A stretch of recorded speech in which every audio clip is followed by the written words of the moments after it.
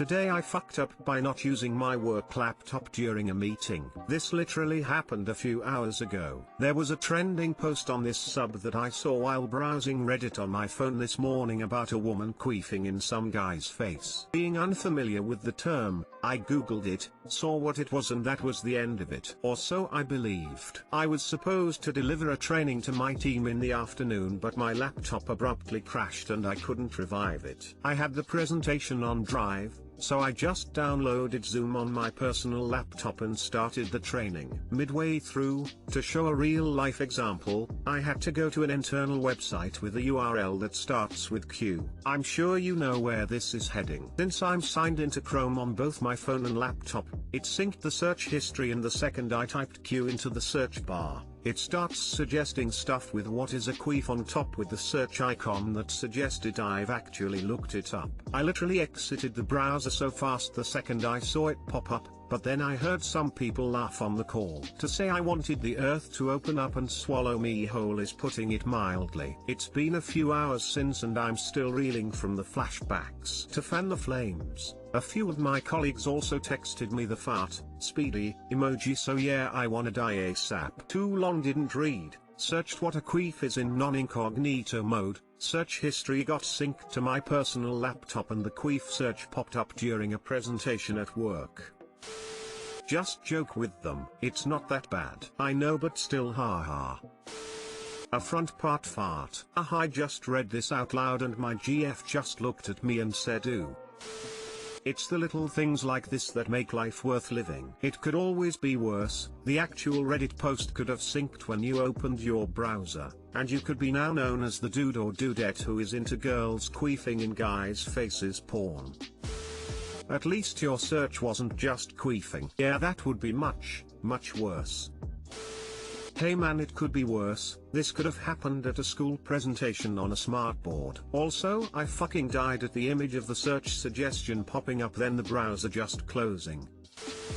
Today I fucked up by letting my sons and their friends see my fancy new vibrator. My 11-year-old son has a bad habit of opening packages that aren't addressed to him. He was waiting on something video game related from Amazon, so when the FedEx man delivered a package today, he ripped into it with his friend and my 7-year-old son standing right there with him in the driveway. I looked out the front window and saw them and ran out there yelling, "That's not yours. Put it down." My 11-year-old's face was flushed red. I grabbed it and ran inside. That was 3 hours ago and no one has mentioned it since. If they do, I'm telling them it's a wine opener called the Power Play. There's a picture of it on the outside of the box, which would be fine if that's all they saw.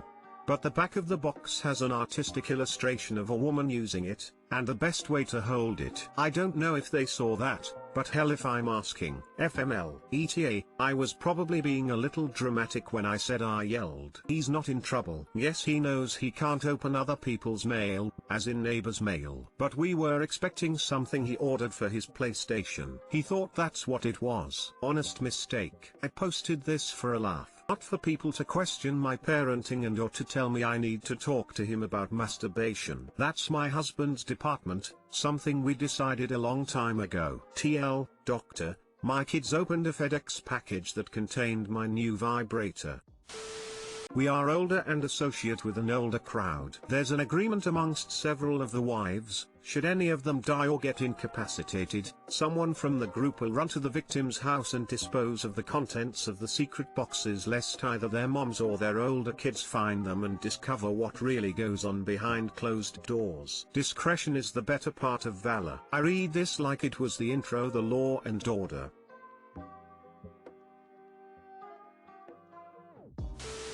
At our house it's been drilled into the kids' heads that it's illegal to open mail that's not specifically addressed to them. Even if everyone thinks they know what's inside, there's only the one it's addressed to can open it. So far so good. We haven't had any close calls. Oh, that's a good approach. I didn't even think of that, thanks! Exclamation mark. My parents keep opening my packages and hiding them, so I might order a vibrator just for giggles and see what they do then. But why though? I open and hide them. I was 18 and at my mate's place when a package for his mum arrived. I told him not to open it. Why? Could be a dildo. It was. The simplicity of this story versus the impact is truly remarkable. On the plus side, maybe he'll think twice the next time he starts to open mail addressed to someone else. I hope so! Exclamation mark.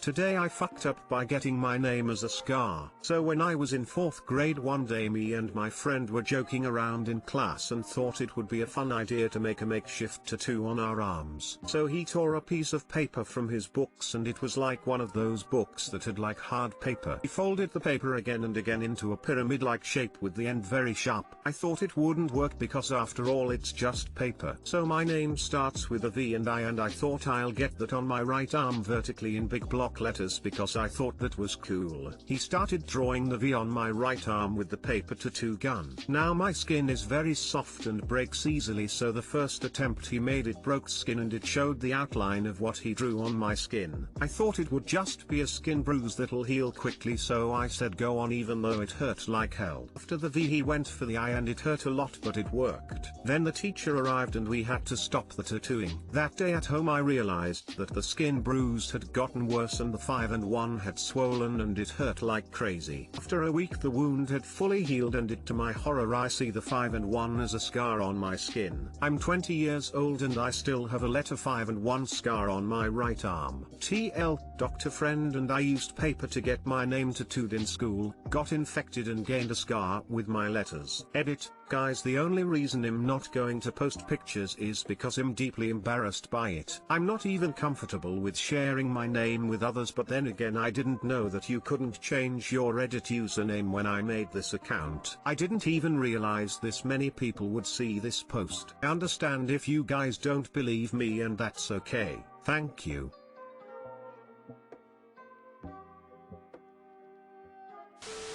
When somebody asks, get all creepy and mysterious and say, I was number 6, but now I'm the last one. That was very intense paper. It was like those scrap paper like shit that if you fold hard enough the point is real sharp. Also my skin is soft, so it was a bad combination. Do you have a picture you could show? Notary.all.jpg. Don't tease like that and not post a picture of it.